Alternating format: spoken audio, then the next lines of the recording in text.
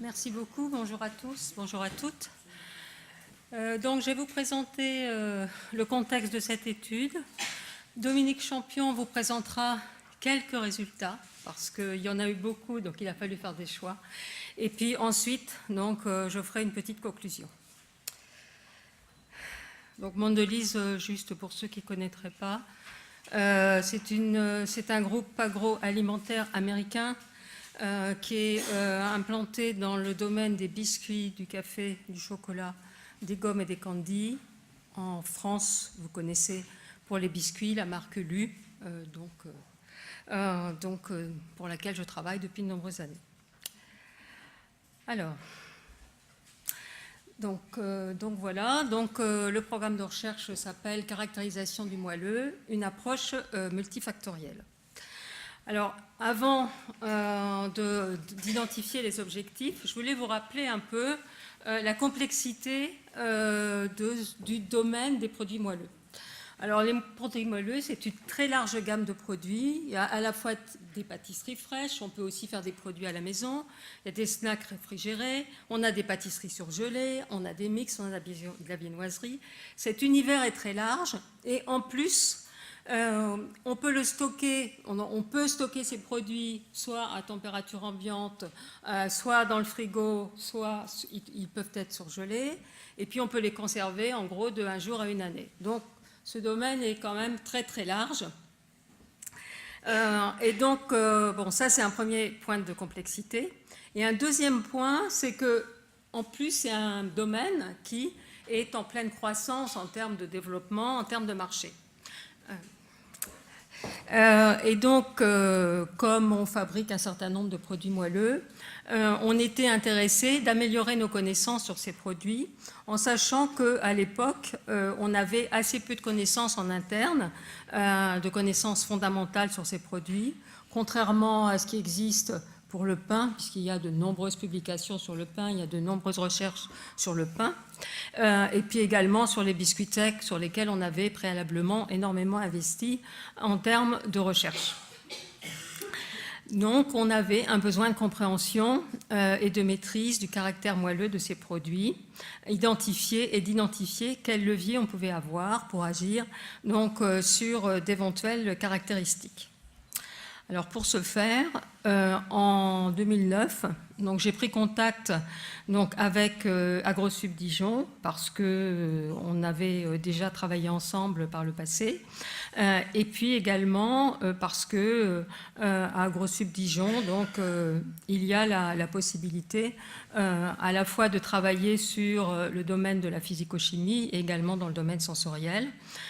On a eu des discussions donc, en commun donc, sur le programme, et puis on a sélectionné en commun la candidate qui a été retenue pour réaliser la thèse. Et c'est quelque chose que j'ai à peu près toujours fait avant et après. Cette thèse a démarré donc, en octobre 2009, donc, sous forme de contrat CIFRE de 3 ans. Et donc là, ce qu'on a voulu arriver à identifier, c'est d'une part arriver à identifier et à définir de façon claire ce qu'est le moelleux d'un point de vue sensoriel, ce qu'est le moelleux d'un point de vue physico-chimique, et puis d'étudier l'impact des différents ingrédients sur le caractère moelleux des produits, en également essayant de développer un outil de prédiction du caractère moelleux. Donc maintenant, Dominique va vous présenter l'ensemble de la démarche, et puis vous voyez dans les petits cercles rouges, en fait, c'est ce qu'elle a, c'est les exemples qu'elle va approfondir et vous présenter.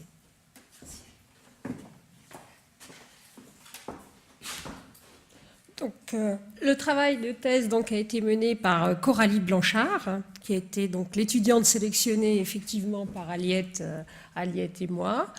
Donc l'ensemble des travaux ont été menés donc, à différentes échelles, c'est ce que veut montrer cette présentation, avec la partie sensorielle qui a été supervisée donc, par Hélène Labouré du CSGA à Dijon. La partie physico-chimie, donc plus au laboratoire PAM, sur un produit, ma foi, encore bien trop complexe, hein, malgré que ça constitue une maquette. par rapport aux produits réels, qui sont certes multiples, qui peuvent être multiples en termes de recettes. Mais cette maquette contient toujours donc, de la farine, différents sucres, des œufs, de l'huile, des plastifiants, des émulsifiants, des levures chimiques, pas de levure naturelle. Donc c'est déjà un produit fini, apprécié des juges d'un point de vue sensoriel. Et un des premiers résultats que l'on a eu, c'est que d'un point de vue sensoriel, le moelleux a moult échelles, moult définitions, et que c'est, d'un point de vue sensoriel, un terme qui est, pour le consommateur, mal défini. D'un point de vue physico-chimie, on s'est attaché à essayer de comprendre l'influence des ingrédients sur la pâte, sur le produit cuit, et ensuite de voir l'évolution, enfin la dimension la plus adéquate pour apprécier cette texture d'un point de vue instrumental et la corréler à l'aspect sensoriel. Donc j'ai quand même défini aujourd'hui, choisi de vous montrer donc quelques résultats obtenus sur l'impact de l'aération du produit sur sa perception de moelleux, et ainsi que quelques points sur la composition du produit, notamment la composition de la farine. Nous avons, à partir d'une maquette donc, standard, fait varier l'alvéolation en jouant sur la quantité de levure, ce qui paraît assez logique. Donc nous avons pris une maquette, une recette standard, et fait varier à plus ou moins 1% la quantité de levure. Par analyse d'image, scan direct des produits, puis analyse d'image, on a bien identifié les diamètres caractéristiques des produits obtenus, le produit standard ayant une alvéolation intermédiaire à celui contenant plus de levure et celui contenant moins de levure. Et c'est le contraire, ça c'est celui qui a le moins de levure, donc beaucoup de petites bulles, et c'est le produit contenant plus de levure, moins de petites bulles, mais beaucoup plus de grosses bulles. Par contre, avec cette méthode, une mesure directe, on voit qu'on est très peu discriminant sur les petites tailles.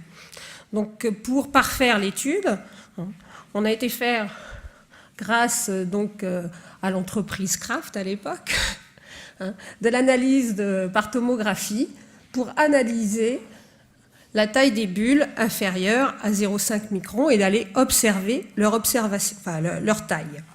Et cette fois-ci, on peut voir que l'échantillon contenant beaucoup de levure, donc à beaucoup de grosses bulles, contient également beaucoup de petites bulles dans les parois autour des grosses bulles. D'accord ? Donc on voit qu'on a une hétérogénéité importante pour ce produit-là. Il a une grande alvéolation, mais il a aussi une grande hétérogénéité dans la taille de ces bulles. On retrouve pour l'échantillon avec une taille de bulle plus petite et moins de bulles, une plus grande homogénéité dans cette taille de bulle. Le produit de référence ayant un comportement intermédiaire entre les deux. Donc, avec cette technique-là, on peut bien identifier les petites bulles dans les parois autour des grosses bulles. Donc, ce sont deux analyses complémentaires, deux tailles accessibles, mais qui sont complémentaires. Corrélé à ce qui est la perception sensorielle, on voit par le visuel que les juges identifient bien nos trois produits. La taille des bulles pour celui contenant plus de levure, l'intermédiaire, celui contenant moins de levure. Donc visuellement, ils perçoivent très bien cette différence de bulles. Ils perçoivent également très bien l'hétérogénéité de taille de ces bulles, visuellement. Ça conduit, en termes de toucher, à des produits qui vont avoir une fermeté perçue différemment. Les grosses bulles, l'échantillon contenant des grosses bulles étant très friable, ayant une faible fermeté, celui contenant beaucoup de petites bulles étant perçu le plus ferme. C'est aussi celui qui est caractérisé comme le plus pardon. Hop. Comme celui le plus moelleux. Donc, apparemment, sur un même domaine produit, un produit sera jugé moelleux s'il a beaucoup de petites bulles et surtout s'il a une homogénéité de la taille de ces bulles. Le produit ayant une grande hétérogénéité est celui qui est jugé le moins moelleux. Pour aller plus loin, il pourra aussi essayer de synthétiser l'ensemble des résultats obtenus d'un point de vue instrumental et d'un point de vue sensoriel. On a utilisé, à partir du même produit, 3 farines de nature différente qui ont été sélectionnées pour leurs caractéristiques, leur composition bien connue. Donc on a une farine, alors ce sont 3 farines de blé, on a une farine dite soft, contenant peu de protéines et peu d'amidon endommagé, une farine dite plus hard avec une teneur en protéines un peu plus élevée, et une farine intermédiaire, dite standard, qui va donner, ces 3 produits-là vont donner 3 produits finis cuits bien distincts à partir de la même recette, du même procédé de fabrication. On voit bien que d'un point de vue instrumental et d'un point de vue sensoriel, on les distingue, que quelquefois, d'un point de vue sensoriel, on a des produits qui peuvent être plus proches et que la mesure instrumentale les distingue un peu mieux. En quoi sont-ils différents? Donc, différents par la farine et notamment dans la farine par le profil de distribution des particules de la farine. On voit que le cake réalisé avec de la farine soft est fait à partir d'une farine qui a une distribution bimodale assez équilibrée entre les petites particules et les grosses particules. Tandis que la farine dite hard, contenant plus de protéines, a une distribution également bimodale, mais beaucoup moins riche en petites particules. Ce qui probablement, et nous l'avons vérifié, va modifier la relation avec l'eau au sein de la pâte avant cuisson. C'est ce que nous avons voulu étudier donc, par RMN à Bachan. Nous avons obtenu, par cette technique, la mobilité des protons, et nous obtenons en fait 4 populations ayant des protons de mobilité différentes. Alors, il y a une population que je n'ai pas présentée, c'est les protons qui ont une très très faible mobilité parce qu'ils sont dans des structures cristallines ou amorphes vitreuses. C'est notamment tous les protons qui vont être associés aux granules d'amidon. Dans la pâte, on va avoir donc tous les polysaccharides présents qui vont avoir une mobilité associée au premier pic mobile. Ici, on va retrouver la mobilité de la face dispersée autour de ces polysaccharides, et ça, c'est la mobilité caractéristique de la phase grasse. On voit que les pâtes, réalisées toujours avec la même recette, le même procédé, mais juste en changeant la nature de la farine, donnent des profils en termes de mobilité de la phase continue, de la phase dispersée, bien différentes. Alors, pour comprendre, nous avons essayé de faire varier la quantité de protéines dans ces échantillons-là pour regarder, comme ce qui se fait assez souvent, comment est-ce qu'on peut corriger, entre guillemets, une farine en rajoutant du gluten vital. Donc on voit qu'on va avoir une mobilité qui va être fonction de la quantité de protéines, à la fois pour la mobilité de la population correspondant aux polymères, aux macromolécules, ce qui est un peu assez logique, donc, parce que quand on rajoute des protéines, en proportion, on va aller diminuer la quantité d'amidon, donc la quantité de phase immobile. Donc, ce qui peut donner plus de mobilité à la macromolécule, elle est moins contrainte par la présence de granules. C'est parce que par ratio, ça diminue. Ce qui est plus surprenant, c'est qu'aussi on augmente la mobilité de la phase grasse. Donc l'ajout de ces protéines dans la pâte modifie sûrement la distribution de ces globules gras donc dans un système assez concentré, hein, parce qu'on voit bien que leur mobilité, hein, la mobilité de cette phase-là va augmenter. C'est juste donc un exemple quelques exemples du travail qui a été réalisé. Pour dire que bon, l'ensemble du travail qui a été réalisé donc, a été financé par l'entreprise, hein, et on a pu sortir à partir de systèmes malgré tout complexes quand même des données publiables et puis qui nous servent à comprendre aussi maintenant des systèmes plus simples.